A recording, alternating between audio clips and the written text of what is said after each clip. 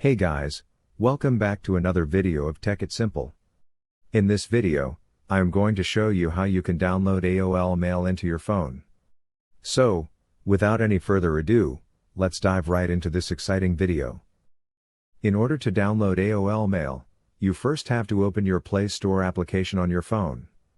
From there, you'll get the search bar at the top of your Play Store. Click into that and search for AOL Mail. After searching, the AOL Email News Weather Video application will pop up. Just simply click into that application and click on the blue Install button here. After clicking on that blue Install button, your AOL Mail application will successfully be downloaded, depending on your internet connection. So, this is all you have to do in order to download AOL Mail into your phone. I hope this video was helpful for you. If yes, don't forget to like, share, and subscribe to the channel to never miss another update. Thank you for watching the video.